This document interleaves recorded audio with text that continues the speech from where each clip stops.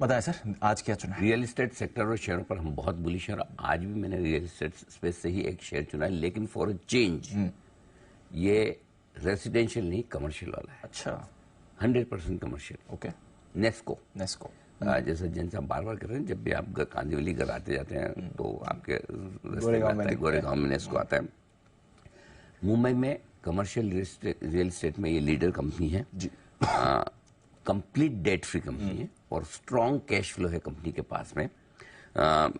इस वक्त कंपनी के पास जो कैश है दीप, लगभग 1350 करोड़ के आसपास है, जो कि इनके मार्केट कैप का लगभग 30%, 4500 करोड़ का मार्केट कैप है।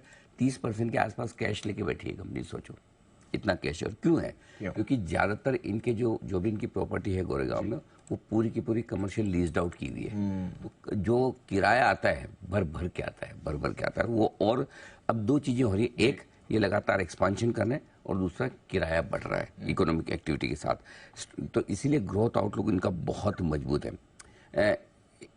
जो ऑलरेडी टावर्स एक एक करके नए नए बनाते जा रहे हैं, उसकी वजह से इनकी ऑलरेडी ऑक्यूपेंसी बढ़ रही है, लीज रेंटल्स बढ़ रहे हैं।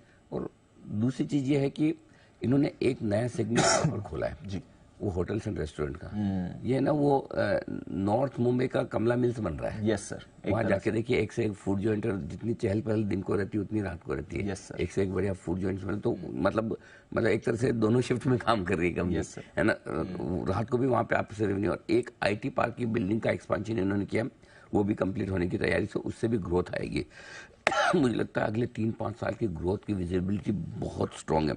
इन सब के बावजूद वैल्यूएशंस बहुत आकर्षक है दीप। अगर वित्त वर्ष 2025 में सोचे 400 करोड़ की अर्निंग करेगी कंपनी, तो हार्डली 15 के मल्टीपल पर स्टॉक ट्रेड करे। कोई खास ऐसा महंगा बिल्कुल भी नहीं है। अगर 60 का EPS देखे तो और ज्यादा आपको सस्ता नजर आएगा। दूसरी बात एक और है, जितना लैंड बैंक है कंपनी के पास में, मार्केट कैप लगभग उसी के आसपास है, 4500 करोड़ का आसपास का, और उससे ज्यादा ही होगा। मैं कंजर्वेटिव लेके चल रहा हूँ। सो आपको बिजनेस सेक्टर से फ्री में मिल रहा है।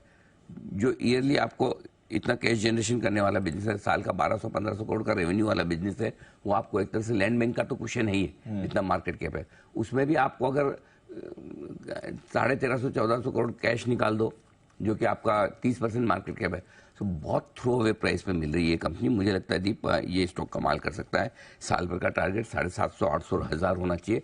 लेकिन मैं ये कहूंगा कि इस स्टॉक को आप टारगेट के नहीं, समय के हिसाब से खरीदिए। 3 से 5 साल ये स्टॉक आपके पोर्टफोलियो में होना चाहिए। और 3 साल के भी टारगेट मैं आपको दे रहा हूँ, 1200, 1500 और 1800 रुपए के।